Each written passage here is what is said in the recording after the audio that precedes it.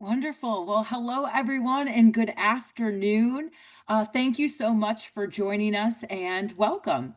I'm Gina Scalise, Director of Major Gifts for the Johns Hopkins Department of Neurology, and I'm so excited for this afternoon's program, which is a curated discussion with some of Johns Hopkins' best and brightest in the neuroimmunology and neuroinfectious disease space.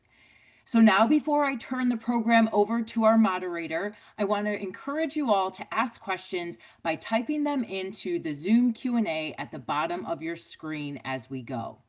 We'll have dedicated time to respond to your questions after each speaker, as well as time at the end of our presentation.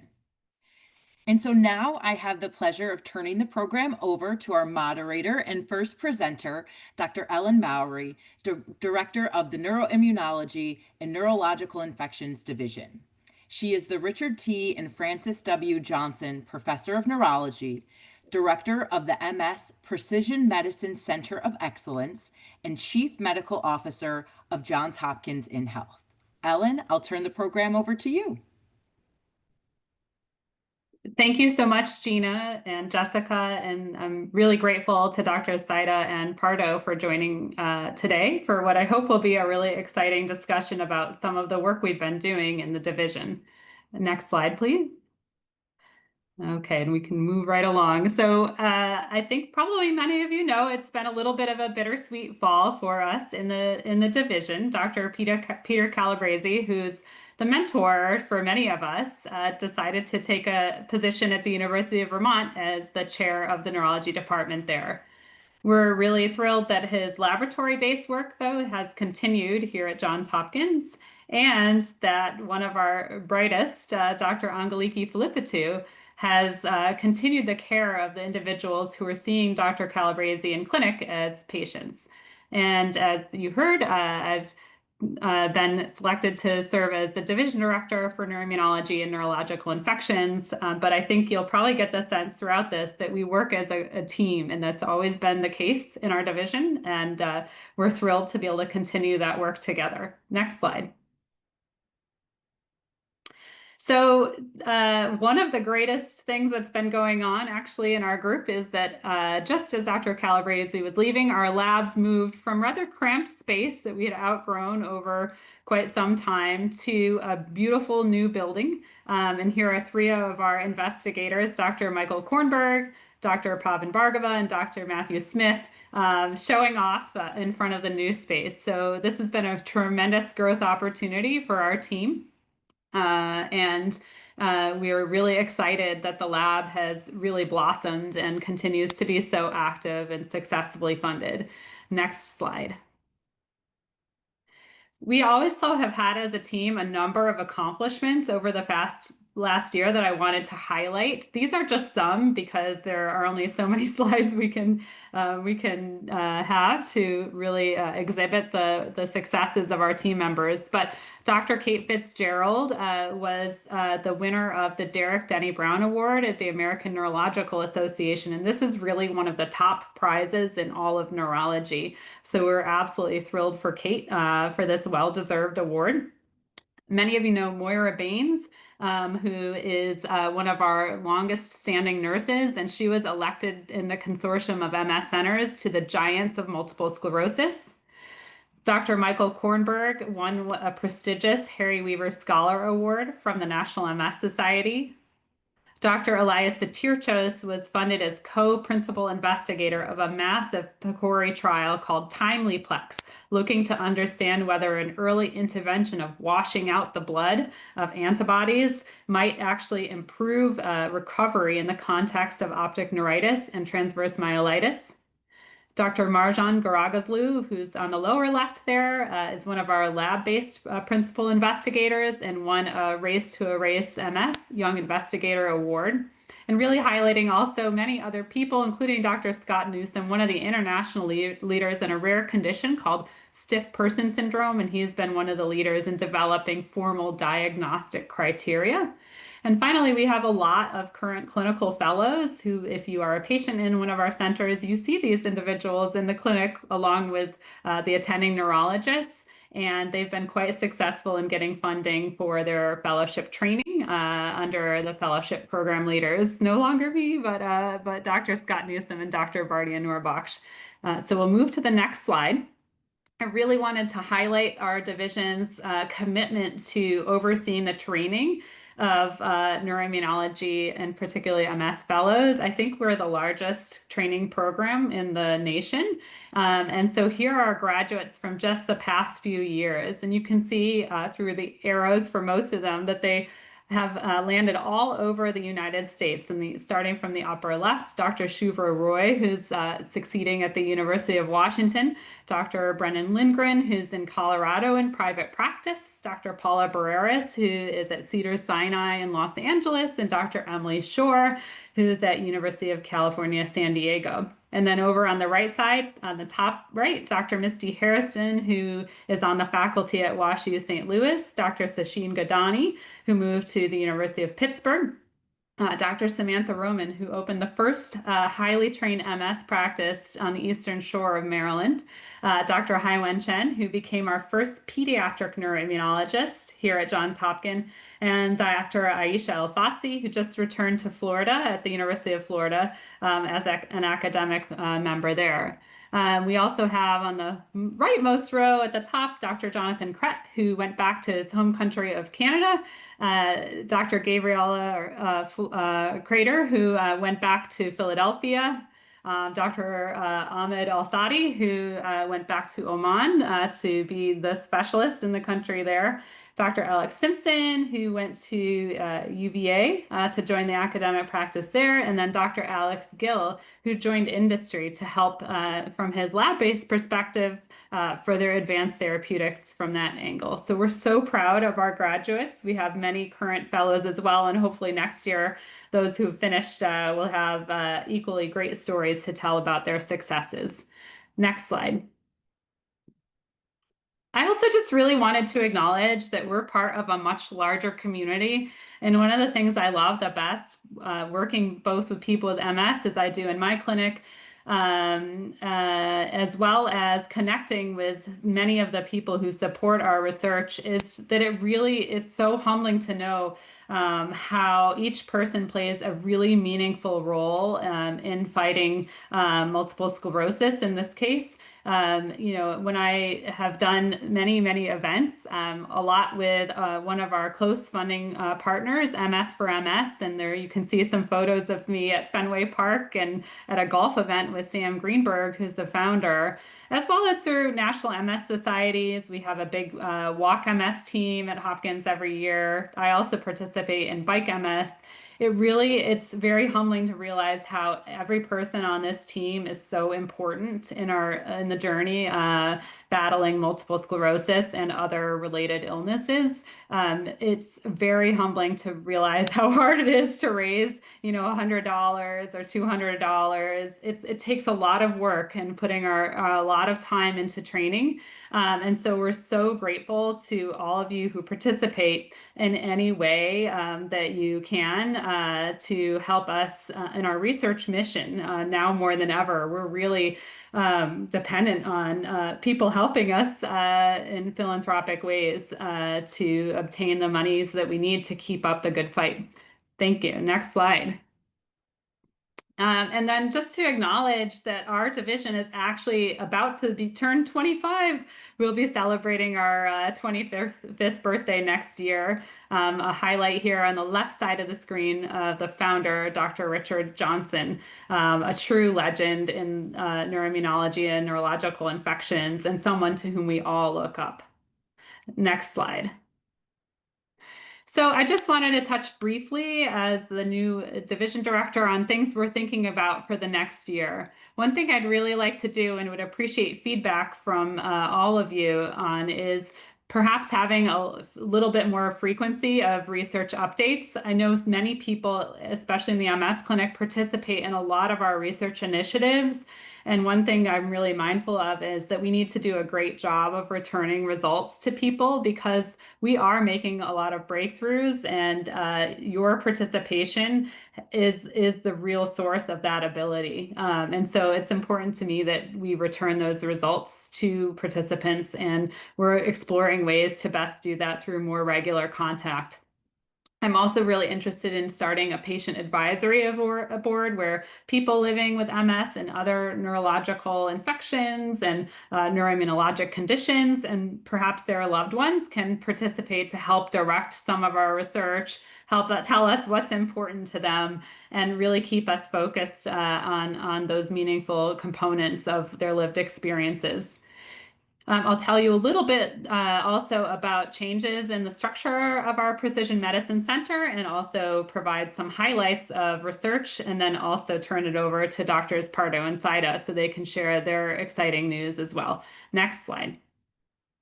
So many of you who've been with us for some time may have transitioned through our old version of doing things in the multiple sclerosis clinic, a very traditional clinic where you might go in and see your clinician and they would order some labs and you would leave, to what we call a Precision Medicine Center of Excellence, where we really carefully gather information about each person with respect to the course of their MS, their self-report on how they're feeling. People who are willing also have been giving blood to store in our biorepository. And we decided as a group many years ago that tracking neurodegeneration or loss of nerve cells through retinal imaging was a key component at Johns Hopkins. So that's been something we've been doing once a year as a standard of care. And we also standardized the way we're taking pictures. So people are getting their pictures, their MRI scans done annually at Hopkins, have really easy to compare scans over time. But we also worked with the largest freestanding conglomerate of imaging centers in the area to try to standardize scans there as well. So that really we're trying to bring up the care quality to the next level. For many years, we've done clinical assessments on iPads in the clinic. And if you have been to the clinic in the last 6 months or so, those have been down while some new technology issues are sorted through. But we're anticipating, with it all good luck, that in January, we'll be able to resume those clinical assessments again as standard of care. So it's not research. This is part of the way we're assessing people and keeping track of things over time. And so that, I think, has hopefully led to a great partnership, and for us at least helps us really comprehensively evaluate the status of a person at any one time. And it gives us, if you've looked with your clinician at the trajectories, the dashboards that we have, it helps us to track out, okay, what's changing over time? How are fatigue levels doing? How do you report on how you're feeling? What's happening with how quickly you're walking and that sort of thing. Next slide. So turning over to some of the research that we're doing, you've probably seen, if you live with MS or know somebody living with MS, you've seen this type of slide before, where MS is an illness that we know impacts people often early in life, whether it's manifested clinically or not, and continues throughout life. And what's become really clear over time is that at earlier ages of multiple sclerosis, symptoms that people experience tend to be episodic. And when those symptoms occur, we call them relapses. They come and they go. And when we have relapses, we can definitely see at the same time a little area of damage from the immune system out in the body coming into the brain and spinal cord and causing a little area of damage that produces a little white spot, as you can see on that middle MRI scan, which some people call lesions as well. And we have many, many medications that can prevent these attacks, whether they're spots that show up that cause symptoms or spots that show up that don't cause symptoms. We can prevent those pretty effectively through the current spectrum of medications that we have. Over time, we do know that people in general as well as with multiple sclerosis, start to have some loss of brain tissue. The brain cells themselves may decline over time. And we think that progressive MS or slow worsening of MS that can affect some people in later life is related to this loss of brain cells more so than due to recent immune attacks. And so, while we have some considerations and questions about how to best use medications in the early phase to prevent that slow worsening later on, a lot of the work you'll hear about is also thinking more directly about how to either treat or prevent, even when there is no inflammation going on, this slow disability worsening that can affect some people later on in MS. Next slide. So I'd just like to highlight on the aspects of how do we treat MS at the time of diagnosis, where most people have episodes or attacks, this inflammation from the immune system. There's been a lot of debate in the field recently because we have so many medications available. There's a lot of debate as to whether, as in the olden days, we would start a medication that's more modest in its efficacy and then increase it to a stronger medicine with potentially more risks only if it's not working, or is that not even worth it? And we should just start with the strongest medication right out of the gate, even though the risks of those stronger medicines might be a little greater. Next slide. And so that's been the focus of an ongoing trial that Dr. Scott Newsom and I have been running at over 40 sites throughout the United States.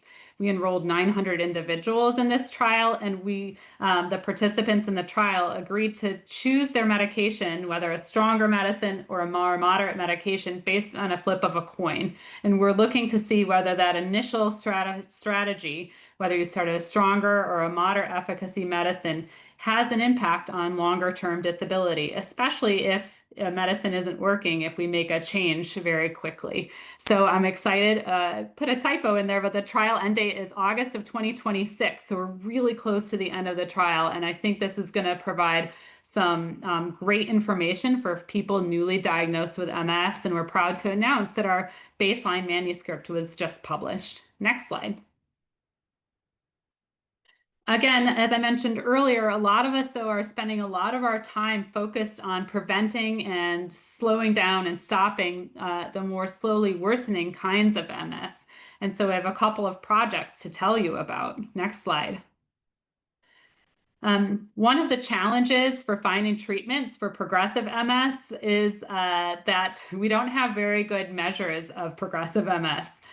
So in relapsing types of MS, as shown on the left-hand side, the spots that show up in the brain occur much more frequently than clinical attacks or relapses. And so when we're testing out new medications, the FDA, the Food and Drug Administration, says for testing early phases of these medications, you can use the development of these new brain spots or lesions as an outcome. And if the therapy looks promising in that context, you can do a much larger study called a phase 3 study. And there you need to demonstrate that the medication reduces the risk of relapses. And if that happens, then by all means, and everything else looks safe, we would approve that medication for treating relapsing MS. For progressive MS, that same early stage biomarker is shrinkage of the brain, which we think, again, is due to loss of brain cells. You can see the brain on the right-hand side is thicker than on the left-hand side. The cracks are a little bit deeper on the left. But for phase 3, to get that final medication approval, the FDA says we have to show that the medicine slows down changes on the neurological examination, like you would get at the doctor's office, that is then mapped to a scale called the Expanded Disability Status Scale, or EDSS. Next slide. So the EDSS I call a tarnished gold standard because it's a scale that's really hard to move. It doesn't change very quickly. If you live with MS or you know somebody who lives with MS, you know that you have good and bad days. And so on one day, it might be harder for somebody to lift their leg, and the next time they come, they're feeling fine, even if they're telling us, oh, I feel stable. Or they say, in contrast, actually, I feel like things are getting worse. And so the EDSS is very hard to move. It's very slow. And as a result, it takes a long time to do these phase 3 trials and hundreds and hundreds and hundreds of participants. And so it's just can be very discouraging to try to develop new therapies and test them out, knowing that these huge hurdles have to occur for the pharmaceutical trials. Next slide.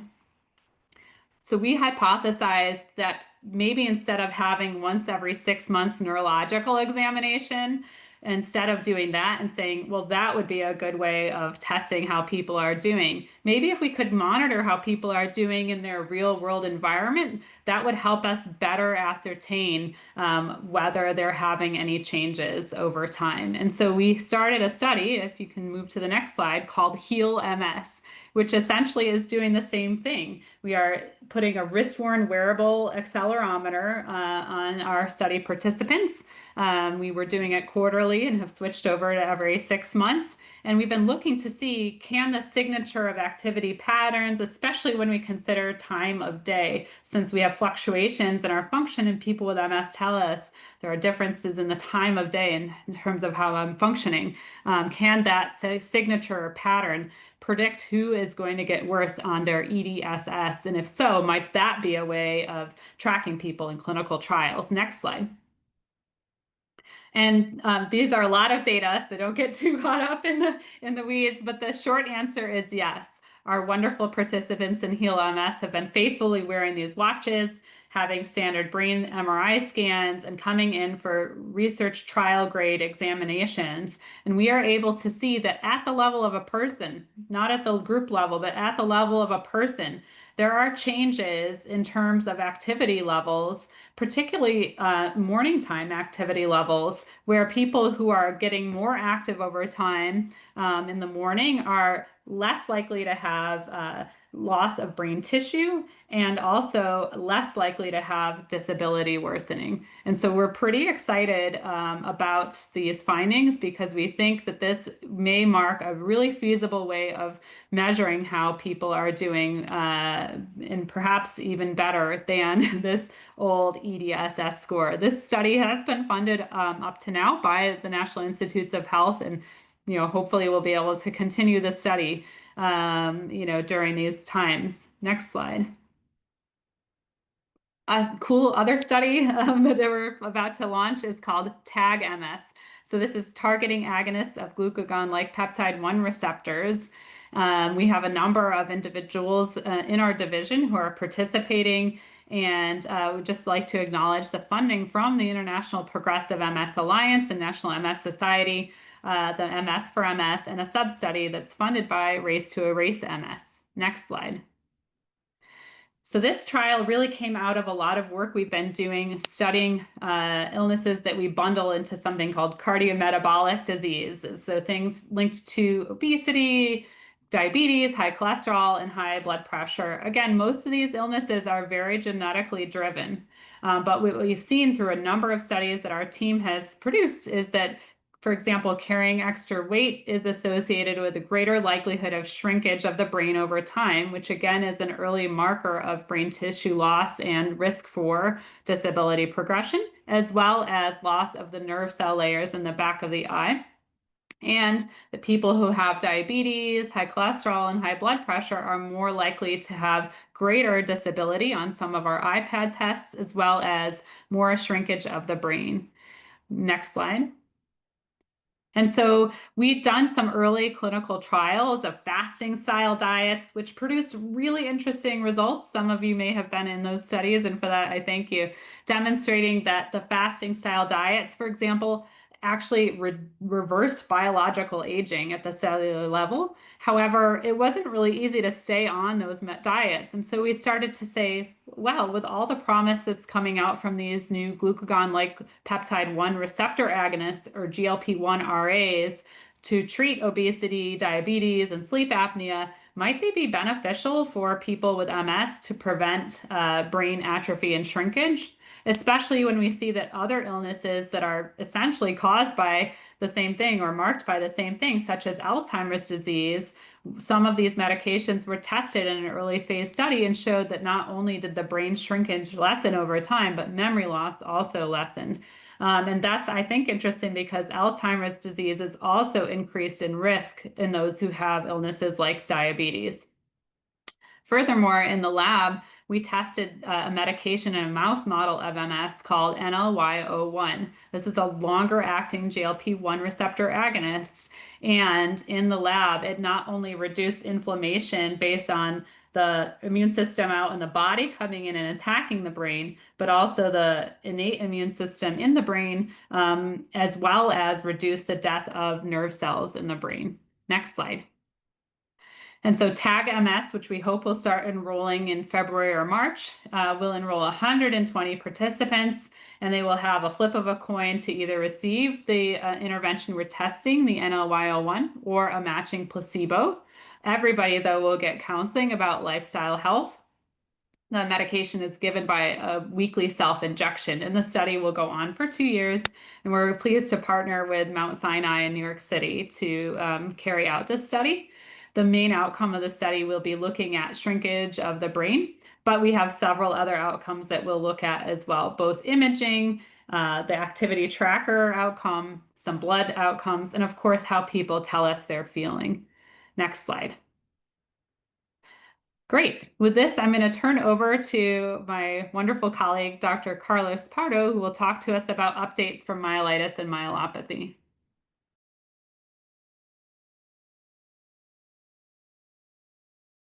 Carlos, you're muted. Oh, great. Thank you so much. And thank you, everybody, for participating in this meeting report from the Multiple Sclerosis and Transverse Myelitis Center that is no longer called Transverse Myelitis Center by John Hopkins Myelitis and Myelopathy Center. I'm going to provide a brief update about the Myelopathy Center, focus on the different activities that we have developed in the past several months. But I need to remind everybody, every participant in this meeting, that the Division of Neuroimmunology and Neuroinfectious Disorders is very active, not only in multiple sclerosis, but also in other disorders like myelitis, myelopathies, neurosarcoidosis, stiff person syndrome, and many other neurological disorders that are triggered by immunological problems or are associated with inflammation in the brain or spinal cord. I'd like to update you on the Myelitis Center, particularly because we have a very active group that is multidisciplinary. Next slide, please. And in the past several years, you can see in this diagram, we have been able to dissect more and more details about what was the meaning of the word transverse myelitis that was originally coined in the 20th century, but no longer represent what we understand as myelopathies and myelitis. It's a very diverse group of neurological disorders associated with inflammation or associated with other problems in the spinal cord.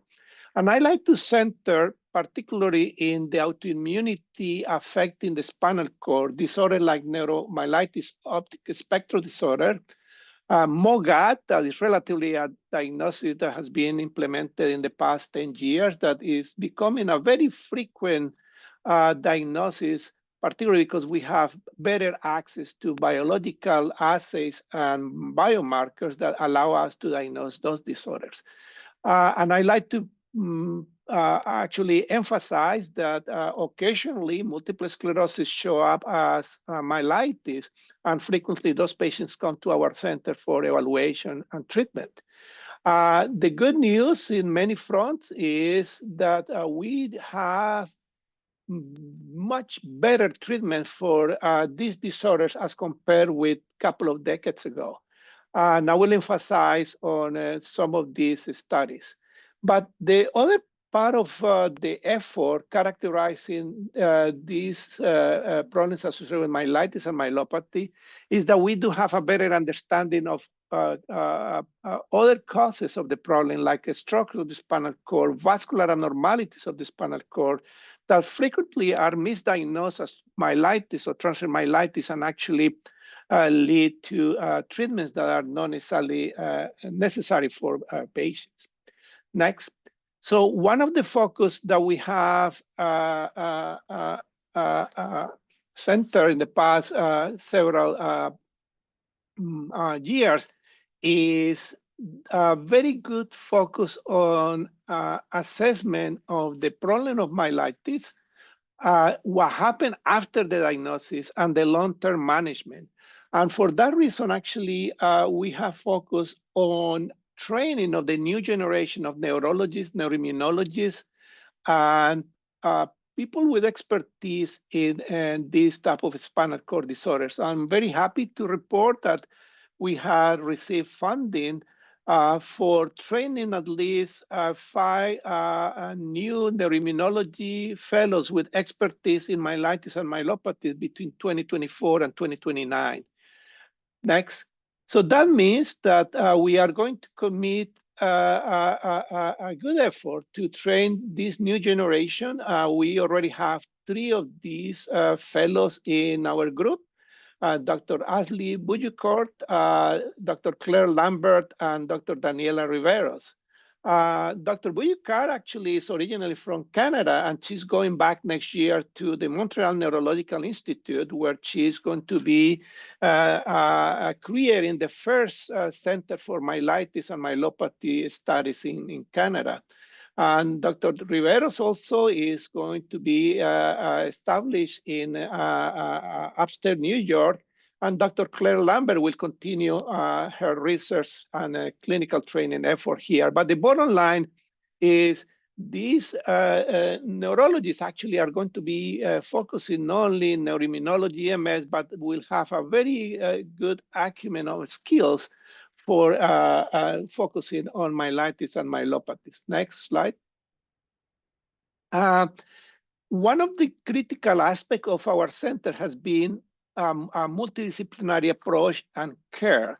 And every time patients with myelitis, myelopathies are evaluated in our center, actually we make our best effort to orient patients to receive a very intensive, aggressive plan of physical medicine and rehabilitation. And we are very fortunate to partner with the Kennedy Krieger Institute that has provided a quite amazing amount of support for the process of neurological rehabilitation, as well as our colleagues in neurosurgery, urology, and pain management. Next. Now, one thing that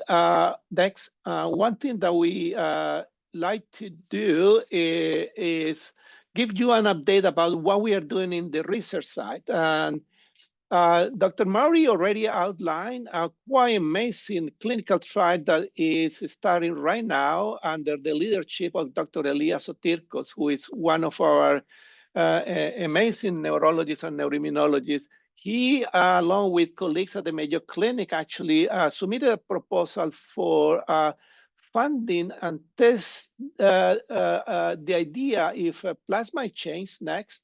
That is a procedure that some of you may be familiar. Next. Next slide. It implies if this treatment approach of plasma exchange that consists in cleaning up the bloodstream from antibodies that are immunological factors that influence the development of immunological disease is efficient to improve outcomes in the problems associated with myelitis and optic neuritis. So this actually is the first trial that is going to evaluate in a very scientific approach the validity of this treatment and if it's really the best option or one of the best options for tackling problems like optic neuritis and myelitis that are frequently associated with immunological disarrangement. Next slide. So what Dr. Sotirkos and our colleagues are planning to do is to recruit up to 200 patients with optic neuritis or 182 patients with myelitis to treat and decide if and determine if the treatment with plasma exchange is going to be efficient in the long-term management or in the short-term management, acute management of this problem, and improve outcomes, particularly for both conditions, myelitis and optic neuritis. Next. And this effort is going to be evaluated with novel technologies that have been developed here at Hopkins, like optic coherence tomography that Dr. Saidha is going to explain in detail later. And it's going to be evaluated by clinical assessment to find if patients get a better improvement in motor and sensory and bowel bladder function. So this is going to be a very interesting approach for management. Next. Our fellows are focusing different projects. Dr. Bujukart is working in characterization of idiopathic myelitis that are a group of inflammatory disorders of the spinal cord in which there is no clear explanation. So she's focusing her research activities on that effort. Next. And Dr. Daniela Riveros is focusing on studies of infection and the relationship of infection with myelitis. That again is one of the common problems that we encounter, particularly when patients experience respiratory infections or other type of infections that later trigger myelitis or inflammation of the spinal cord. Next. And finally, Dr. Lambert actually is initiating a project to evaluate the effect of myelopathies and myelitis on aging. This is a very important question that we need to answer is what is the long-term effect of any myelitis in the process of aging? And how is that going to affect the outcome or affect the overall health of patients affected with these disorders? Next. Next. There are several biological factors that influence myelitis and myelopathies.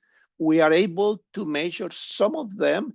And what we plan to do with this research effort is to evaluate not only the clinical aspect of effect of myelitis on aging, but also biological clinical measures that allow us to quantify how difficult is life for patients with that experience spinal cord disorders. Next.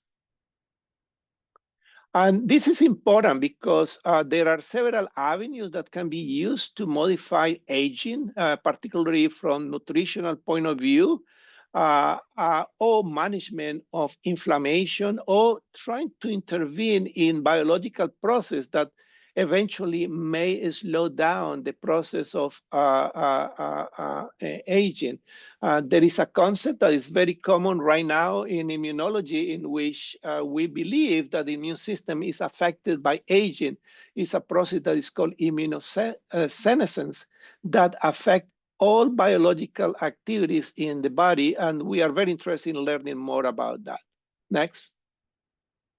Many patients that come to our clinic experience different pathways. There are patients that recover very quickly. There are patients that unfortunately don't recover motor function, and other patients that remain with a significant disability. So the approach to study the problem longitudinally is going to be a very important step in understanding how myelitis and in general, many of the inflammatory disorders of the spinal cord may affect the function in our patients. Next.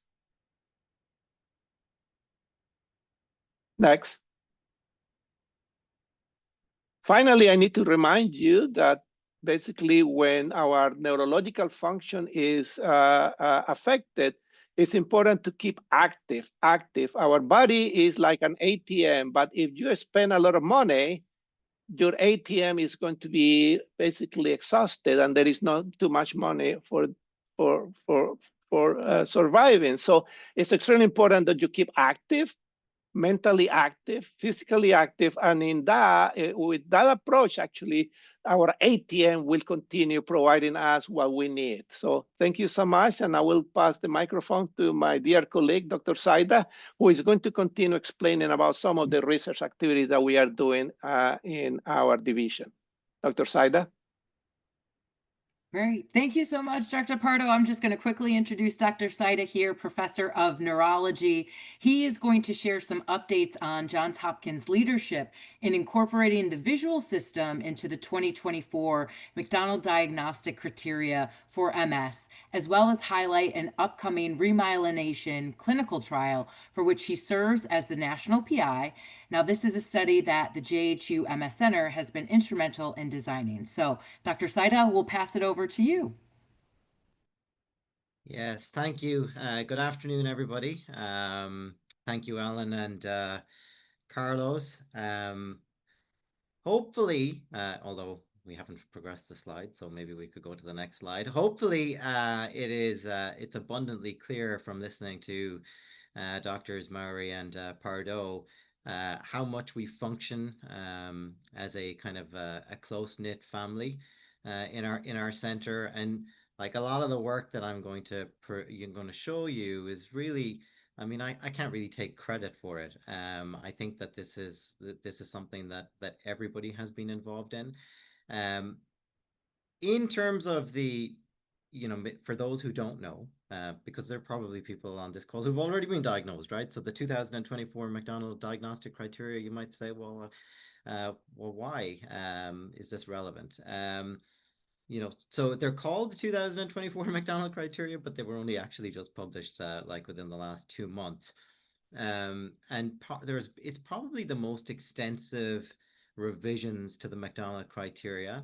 I was fortunate to be involved in the McDonald criteria committee and to lead one of the arms of the endeavor. And collectively, what these new updated criteria do is they allow an earlier diagnosis to be made in people with MS who present for the first time, or maybe who we've even been following. In fact, in some instances, people who've never even had symptoms can now be diagnosed with MS. And the optic nerve is one of the most commonly affected sites in people with MS. Inflammation of the optic nerve, which we call optic neuritis, is the initial manifestation of MS in about a quarter of people, but in reality occurs in about 50% of people at some point during their disease course. But even when people are unaware of optic nerve involvement, at post-mortem, for example, when people have died and we look at their nervous system tissue, we can see that the optic nerve is almost always affected. And so the addition of the optic nerve is kind of like reflective of the fact that this is a part of the central nervous system that's very commonly involved. We go to the next slide, please. Okay, so you say, well, I thank my colleagues, but I think really I have to thank a lot of the patients who've been coming to our center. At first, you were undergoing these OCT, optical coherence tomography eye scans for research purposes, and now it's a standard of care clinical tool. It's relatively well tolerated. It's easy to repeat. It's extremely reproducible. And it's like a virtual biopsy of the eye. When you look at that middle panel, you can kind of see that the layers of the retina are very easily discerned. And we're particularly interested in the top two layers. The top layer forms the optic nerve, and the layer below that contains the nerve cells from which those wires or axons originate. It's about 1,000 times the resolution of a conventional MRI scan, to give you like a sense of just what type of resolution we're getting. It's 3 to 5 microns for those that are interested from commercially available OCT scanners. Next slide, please. So there was a tremendous amount of work that was done, not just at our site, but at several other sites. I was fortunate to be involved in, the original development of a consortium called the International MS Visual System Consortium, or IMS Visual. And I'm now currently the past president of this organization. And there was a lot of important research that was conducted under the umbrella of IMS Visual, and in particular with optical coherence tomography, or OCT, which I just showed you some examples of in the previous slide. And so now there are a number of ways that have been formally introduced into the diagnostic criteria to allow us to identify objectively involvement of the optic nerve. So it can be done either through OCT, optical coherence tomography, visually evoked potentials, or which are abbreviated VEPs, or MRI of the optic nerve. And I'm going to come back and talk a little bit. Well, let's just do it now, right? So visually evoked potentials, right? This is something that's a new term. And we've been, for many of you, maybe a new term. And it's something that's been around for like the last 25 years. When I was in Ireland as a resident, we did visually evoked potentials in pretty much everybody that we saw.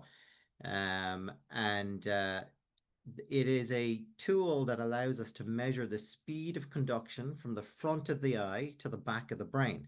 And the speed of conduction through these wires or axons is primarily a function of the insulation or myelin that's wrapped around them.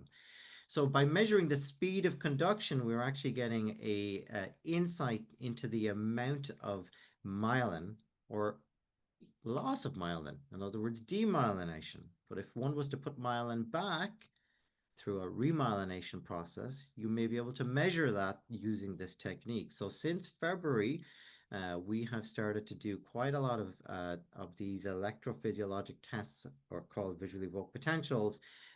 It's been many of my own patients, and thank you for taking part in the research, but it's to help us guide where we're going, because we lack tools to measure myelin. This is an attractive technique for assessing repair of myelin or remyelination in individuals in whom we hope to be testing remyelination strategies or therapies. Next slide, please. So as a follow-on to the McDonald criteria, where there was very clear criteria introduced in terms of how to use OCT, my team and others, collaborators here, just at Hopkins. So this is a single center study. And the first author is a wonderful postdoctoral fellow who trained at Charité in Berlin. His name is Tingy Lin. He goes by Tim. And we had about 1,900 MS patients at our site participate to provide data for this study. And what we have found are ways to even further improve the specificity of these measurements by using combinations of measurements to even shore up or improve our diagnostic accuracy for identifying optic nerve involvement and to facilitate the diagnosis of MS. And I'm obviously very focused right now as part of this presentation, because this is a new update on the diagnostic side of it. But this is a tool that is really clearly emerging, as Ellen mentioned, for having utility in helping to track individuals with MS. And as a result of that, we've been doing these eye scans roughly once a year in most of our patients as standard of care. Next slide, please. Now, the other safety guard in terms of using these types of new techniques is that they have to be used appropriately. And so we're very fortunate as well to have another wonderful postdoctoral fellow, Anna Becchetti, who trained in Milan. And she has been working with our group for the last 18 months or so. And again, many of the patients who attend our center, and in particular my own patients, thank you because you went through all these retest scans, right? You're getting a scan, you do the right eye, do the left eye, you sit back, you get it repeated.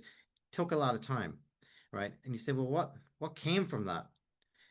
So we have retest in about the 800 eyes of people with MS, as well as additional eyes from people with other neurological conditions. And when we apply what are called the Oscar IB, but we don't need to worry about what that stands for, but they're a set of quality control criteria.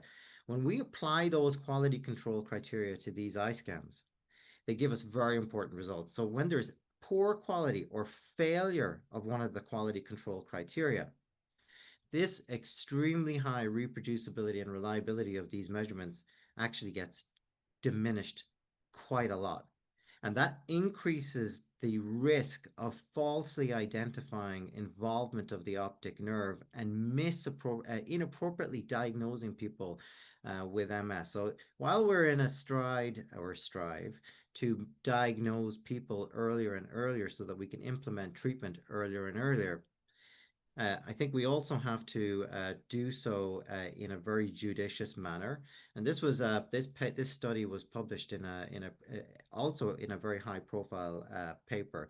The previous study I mentioned is currently in press, which means it's due to come out in another very high impact, high profile journal that's actually very difficult to get papers published in. So this kind of gives you a sense of the quality of the research that we're doing, not just the quality, but also the way that it's being received by people who are actually reviewing our work. Next slide, please. Okay. So I think, like I frequently, like every other MS specialist, get asked about, well, okay, we've got all these MS treatments. We've got lots of treatments to target the immune system, right? And that's mainly useful in people who've got relapsing forms of MS. As Dr. Mowry mentioned, in people who've got other forms of MS, or maybe even there are individuals who are still in the relapsing phase of the disease, but they're accumulating disability, we do need to have other approaches, not just for slowing down the accumulation of disability, but all of us have this desire on the provider and the patient side to do something different to try to improve neurological status, right? Now, so what am I talking about? Right? So there's neuroprotection, and like Dr. Murray mentioned, that GLP agonist study about the glucagon-like peptide study, that's a fantastic study because it's aimed at subserving protection in a scenario where we do not think our current treatments are actually necessarily achieving that. Another way to subserve protection would be to potentially put the myelin, the insulation, back around those wires or axons that have lost their insulation and are now vulnerable to degenerating. Now, so the primary goal of that, in my opinion, is to like subserve protection. The secondary goal, which is actually in my mind the primary goal because I really want to do this, is actually to restore neurological function, right? In other words, try to make people better.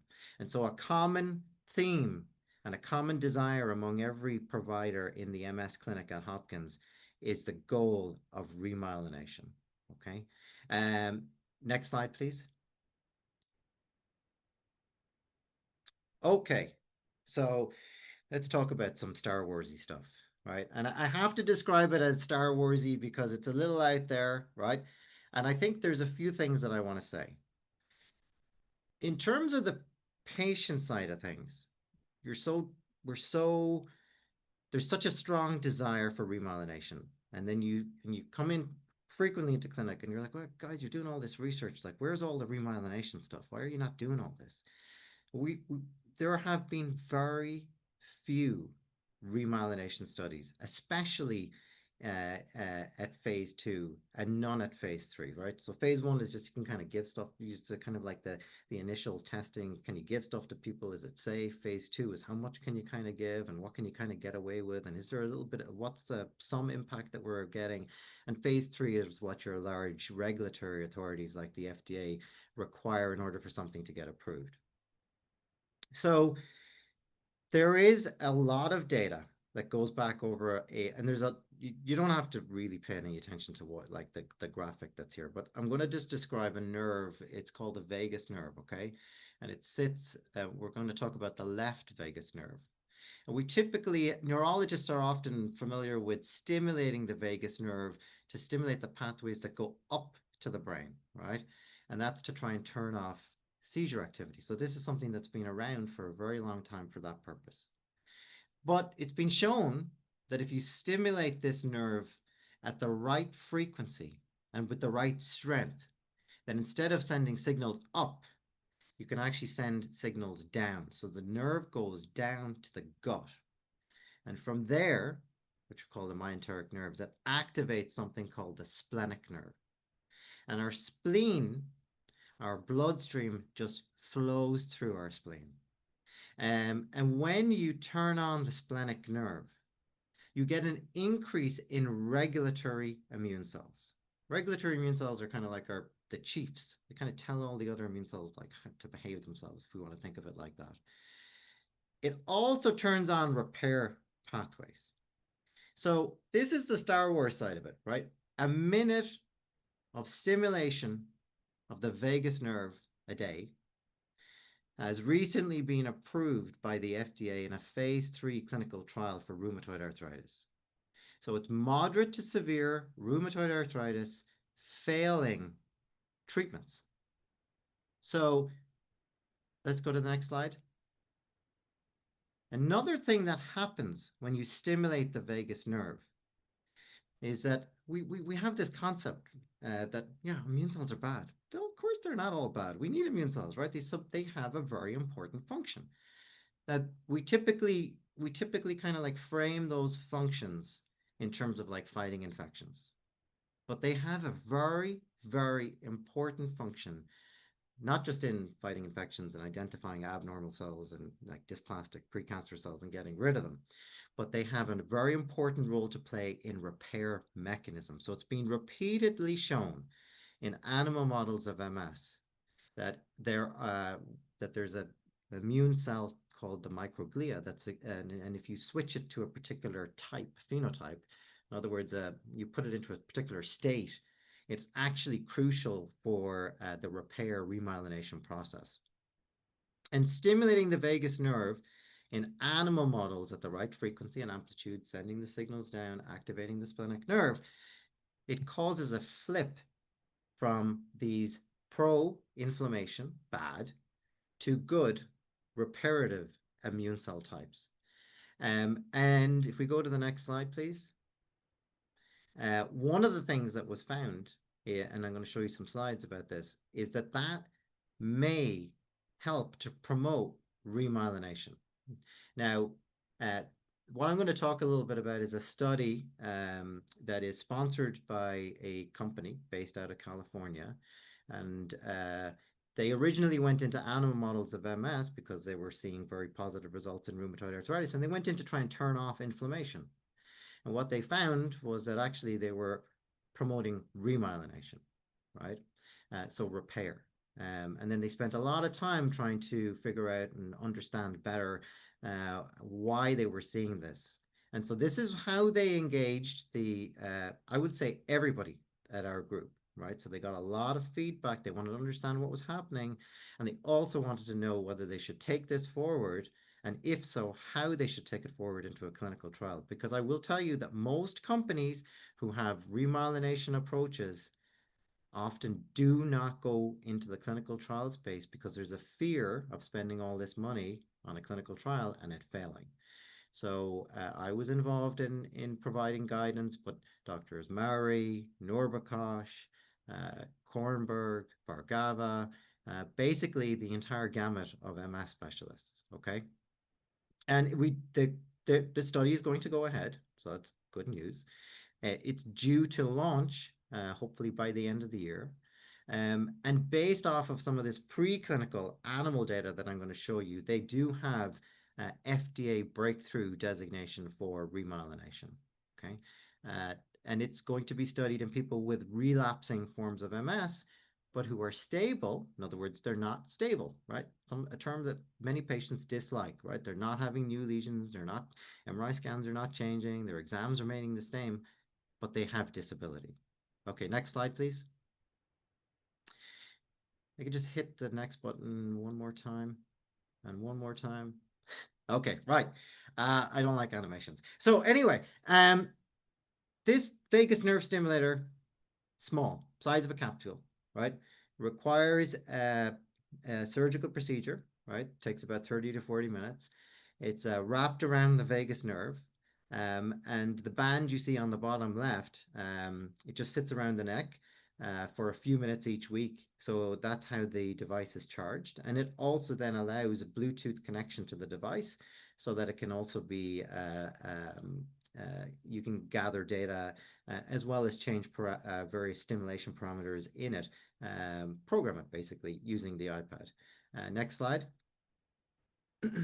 Okay, I'm going to stop on this one for a second and I'm going to spend like like about 30 seconds on it. So sham means that nothing has been given, and VNS, vagal nerve stimulations on the right. And these are animal models of spinal cord injury, right? So something called the focal isolecithin model. Um, and hopefully you can see that, and I wish I had a pointer, but in the section that shows 10 microns on the left section under the sham, those are nerve cables that do not have myelin around them except in a small number of areas. If you look at the panel right next to it, those dark rings that are around the axons or the wires are actually areas of myelin that have been put back. So that's what remyelination looks like histologically or under the microscope. And that's pretty profound amount of remyelination or repair that is being observed. Next slide. Definitely don't expect anyone to know what we're looking at here. But if we look at the right-hand side, what this basically is co-staining of CD68, which is a marker of an immune cell, and MBP, which is myelin, right? And so what we believe is happening is that the vagal nerve stimulation is causing a switch from a bad to a good immune cell type. And those good immune cells flood into the central nervous system. They mop up the myelin debris, and that acts as a stimulus for the cells that have the potential to produce myelin to do so. Next slide. And this has been independently corroborated.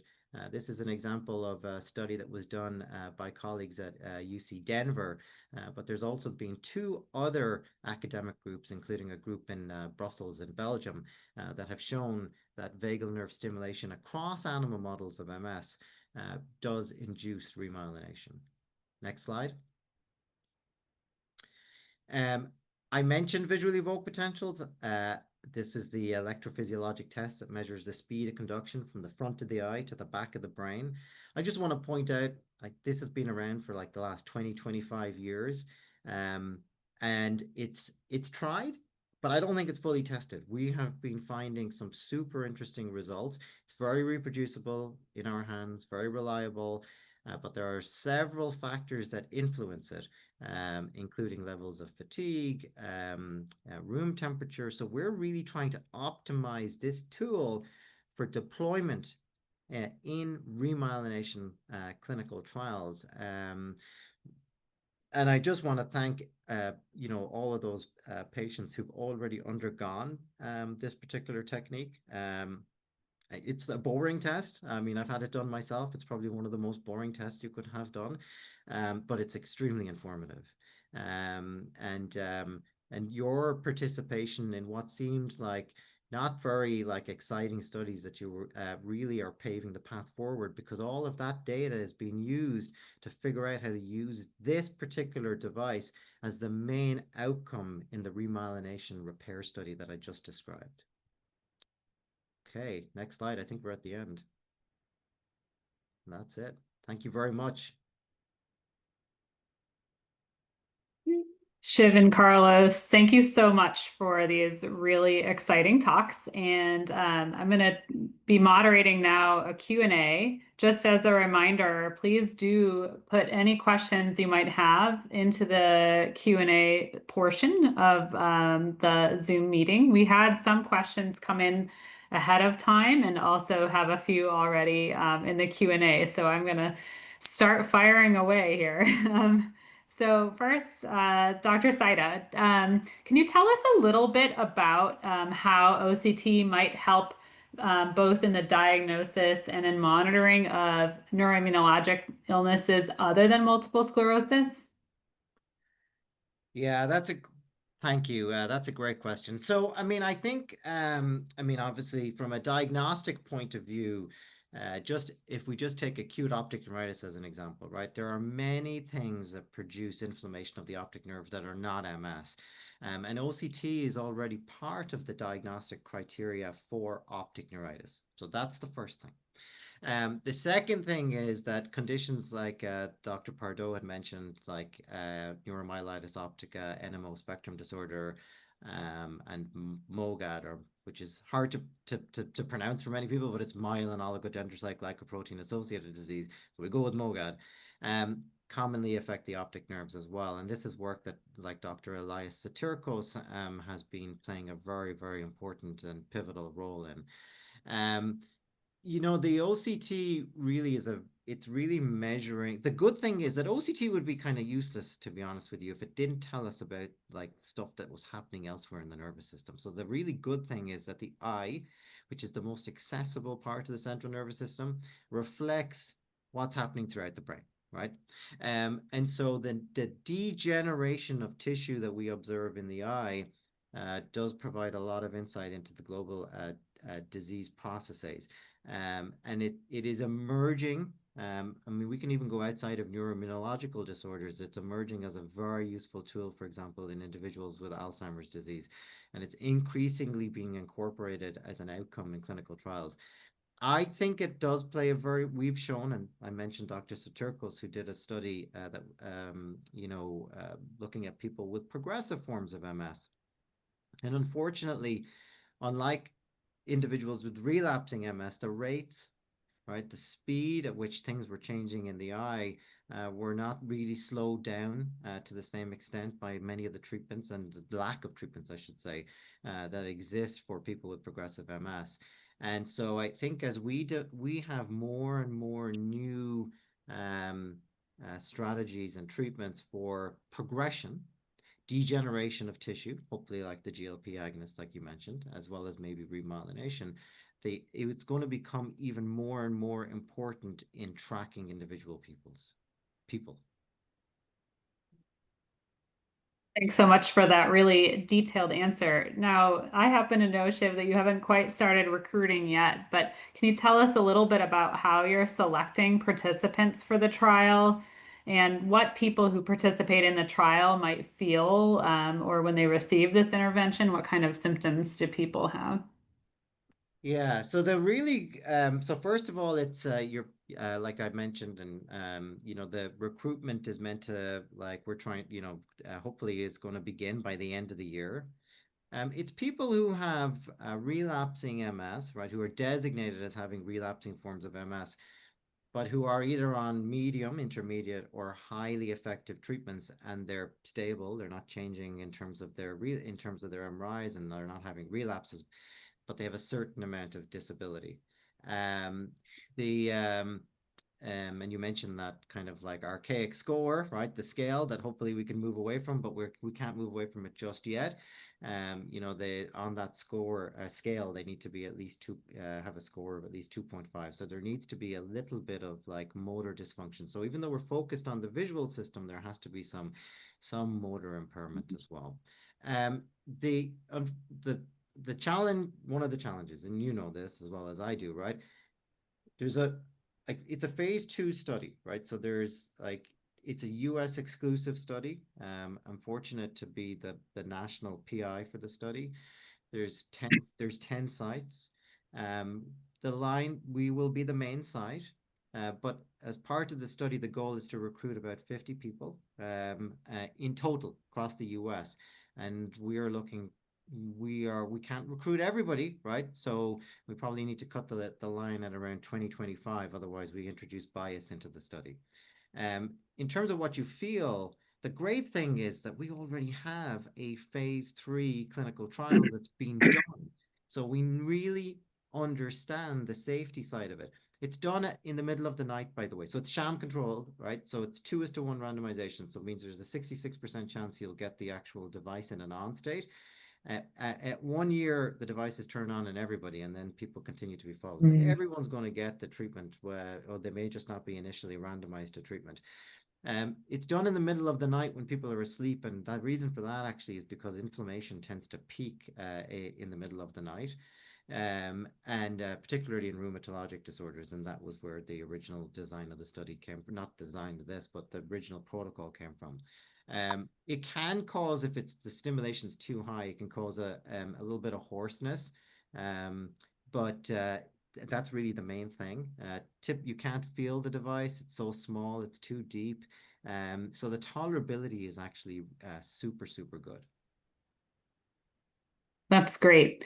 And somebody asked about, where can we get more information? All clinical trials that are ongoing are posted on clinicaltrials.gov. Is there another website that you're planning to stand up at this time, Dr. Saidha? Not at this time, because what you all are getting is information about a study that like hasn't is not available to everybody. So some of my own patients, for example, when I started talking to them about this, asked me if you have any information leaflets, and I was like, well, the information leaflet is the one that I just kind of gave you in my head, unfortunately. So right now it's officially, because it hasn't started to recruit anywhere. Okay. Yeah. So if you're interested in trials, definitely keep your eyes on clinicaltrials.gov. This is another area I'd love to kind of keep a little bit more updated on our website over time. And we're looking at ways to explore that, as well as through like more regular webinars, so that people can feel connected to understanding the kinds of research that are going on. If you have an interest in participating in trials, though, we are all connected. We discuss all these trials regularly at our group meetings. And so you can actually reach out to your own clinician and ask them. And if you can't figure out how to do that or wish to do that, you also probably have Gina's contact information. So she can also route you through to connect with me. So definitely, as we mentioned before, it's really only as a group that we get this work done. So we're so appreciative to all the participants and our studies, including in clinical trials. I'm going to actually turn it over a little bit to Carlos. A question about this connection of infections and these events that occur in the spinal cord. What do you think is happening there, and what are you expecting to see as a result of that study, rather? I believe that this is also related with Epstein-Barr virus infection. That has been one of the herpes virus that everybody get anyway, that has been implicated as potential factor triggering problems with demyelination. There has been a quite amazing amount of work on the virology, immunology, epidemiology sides to explain in good detail what is the nature of the relationship and how we are able to tackle this problem in our patient population. So there are a couple of things that are important for understanding. Number one, Epstein-Barr virus is a virus that everybody has been exposed in life. It's a virus that frequently is acquired during our childhood, and that virus remains in our body almost forever. It will never go away and remains dormant. What is very clear is that many of the viruses that we acquire during our childhood can get reactivated during the stressful situation. So one question that we haven't been able to answer correctly is what is going on in multiple sclerosis. It's very clear the epidemiological association is there. It's very clear that there is a link between infection by Epstein-Barr virus and multiple sclerosis. But what we are not sure yet is that the virus is directly triggering or initiating the demyelinating process. It's very possible that the immunological reaction that the virus is producing may produce later some type of immunological changes in our brain and spinal cord that leads to demyelination. What we are doing now, and actually we recently submitted a proposal in those regard, is we are interested in learning why patients are susceptible to reactivate Epstein-Barr viruses and other viruses and initiate a second or third cascade of immunological reaction. It's very likely that there are several factors. On one side, genetic factors that determine that susceptibility. Number two, it's very possible that our immune system develop mechanisms that allow that infection or reactivation to happen, but it's very possible also there are other environmental factors that determine that. But the summary of the answer is, at this moment, there is no evidence, there is no indication that even if we have a link between Epstein-Barr virus and multiple sclerosis, we need to treat that. And I need to emphasize on that because there is a lot of anxiety about the relationship of viruses and demyelination. And patients come to us and ask for treatments. And the most important aspect of the management of the situation is there is no specific treatment except in patients in which the immune system is weak or in patients in which we believe that there is some degree of immunosuppression, that the patient require a more aggressive directed antiviral treatment. So in other words, there is a good evidence of a link between infections and multiple sclerosis, but at this moment, we don't have any advice to directly treat that infection because we don't have evidence that that is going to be beneficial. And occasionally, treating patients blindly with antiviral medication may produce consequence. In the first principle of medicine is do no harm, and occasionally introducing medicine that may be harmful is difficult for some patients. So the best approach that I will suggest always is just keep in contact with your primary care doctor, keep in contact with your clinician, and if there is any concern about the infection, that is when we need to talk and intervene and coordinate management. Thank you so much. And I would say I was involved in an international workshop sponsored by a number of countries, MS societies, and there is interest though in thinking about, say, vaccination and intervening on EBV earlier after primary infection, and whether there could be a role for testing a prevention paradigm. So stay tuned. There are a lot of complexities there. Okay, so I see a number of questions in the Q&A about just sort of who's included in trials. And as a person who's done a lot of clinical trials, I can always say this is one of the hardest things in designing a trial is to figure out the eligibility criteria, whether you want to be fairly specific and have a lot of, things that could either get you, not included or included, or you want to make it more generalizable. And I would say that's also true, more likely to be truly more specific in smaller, earlier stage studies where you're really trying to get at, is there a signal there? Before you sort of start to expand out to look at broader populations. So Dr. Saidha, for the VNS study, I'm assuming that's sort of why you focus that trial currently on, people with specific, EDSS ranges and involvement or no involvement of the optic nerve in the past, and really kind of stuck with people with relapsing disease. But can you speak a little bit about that? Yeah, I mean, you kind of already answered it. Which is, ultimately you gotta, where we're beginning with is a proof of concept, right? Are we actually really doing what we think we're doing? Are we really promoting remyelination? Hopefully we are, right? Hopefully that's what we find, right? And because there's been enough negative studies, right? So if we are promoting remyelination, the goal is to move it forward, right? And the inclusion exclusion criteria for the next study, which would probably be a phase 3 study, would be quite different to these restrictive phase 2 criteria that we currently have.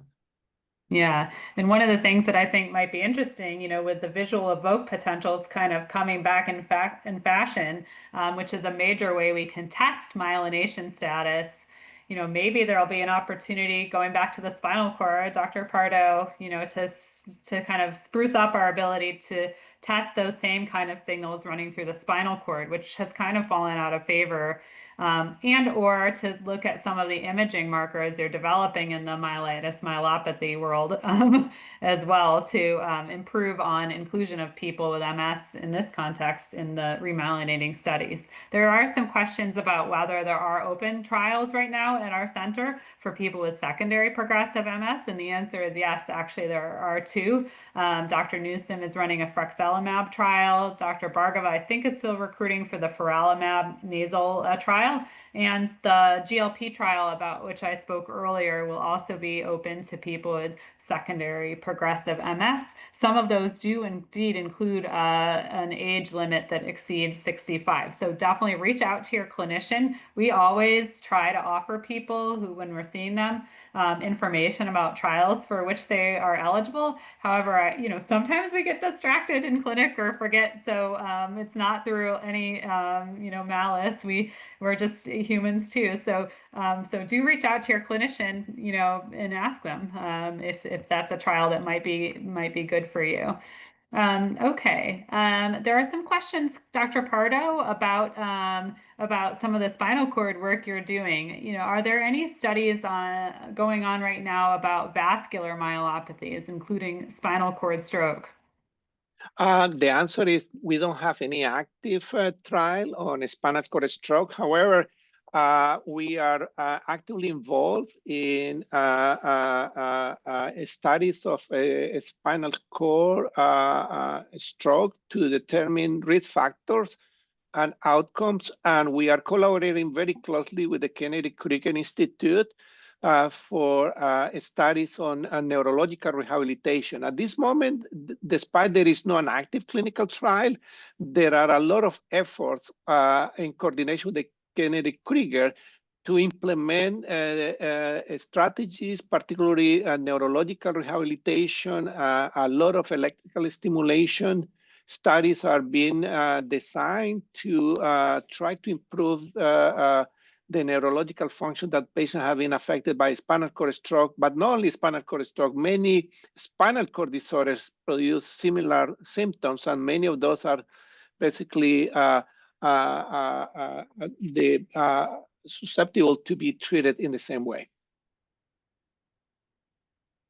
Thanks so much. And, Dr. Pardo is one of the people I admire most in this world for being somebody who's a true expert in so many areas across illnesses that affect the central nervous system. And if you don't know, he's really produced some of the most pivotal work in recent years to really help distinguish spinal cord stroke from other problems affecting the spinal cord. And like you said, it can not only change management, but some of the treatments that can be given, you've demonstrated could potentially be harmful to people with spinal cord stroke. So that your work has been so great. The question that had come in prior to the session was for me, actually. So what are some of the unique challenges in treating people with progressive MS and doing trials in that space? And, what I would say is, fortunately, progressive MS often progresses slowly. The trials just take quite a long time to ascertain whether an intervention that is hopefully going to slow down or stop that worsening is actually having an impact. So that's one of the things we've been working on by trying to accelerate better outcome measures to overcome some of that. Maybe some of these short-term changes that we're picking up on the watch monitoring will actually make it easier to determine, oh, okay, either something's going on that we didn't know about, or something is going to happen with respect to slow worsening. And maybe we could use that as an intermediary to test these new therapeutics, especially since some of the trials that have been going on of medications for progressive MS aren't showing as much of an impact on brain shrinkage as in the past. Perhaps a reflection of doing a better job with treatments at the beginning or other things. And so I think that's really one of the best things is that it's slow, but also it creates a little bit of a challenge. And then future research directions for progressive MS. I think actually one of the most important things that we need to do at this phase is to harmonize the way we collect data about people with and at risk of progressive MS across many MS centers, to do a better job of aggregating the ability to study genetic patterns, environmental exposures, and other things like that in order to identify potential opportunities to develop new medications that might help.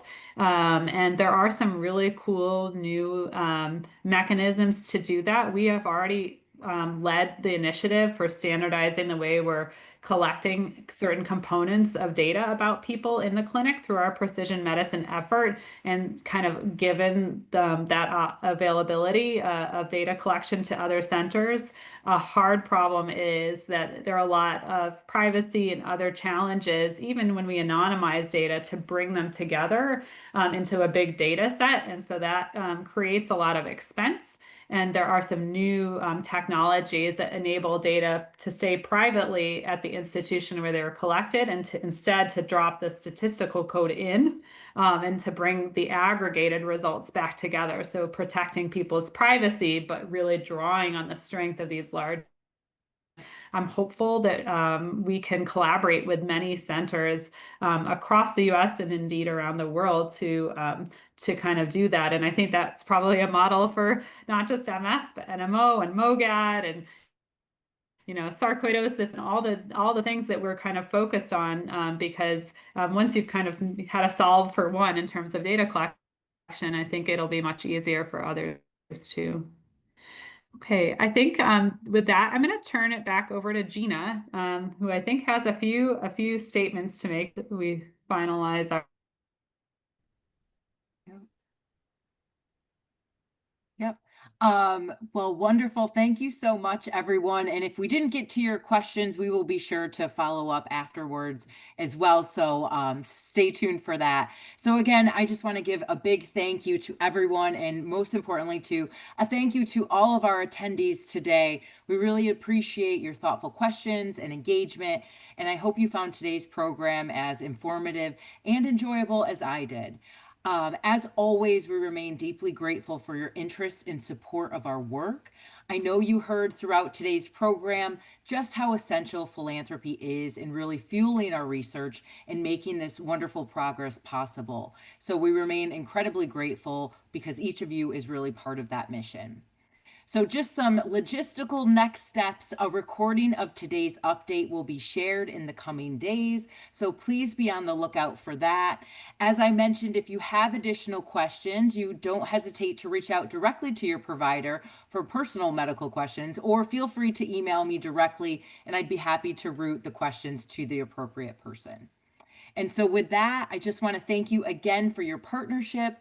Thank you for your generosity, and so much for all of that you do. And it feels strange to say, but we wish you and your loved ones a very happy and healthy holiday season. It'll be here before we know it. So thank you so much once again. Thank you to our amazing faculty, and have a wonderful rest of your day. Bye-bye.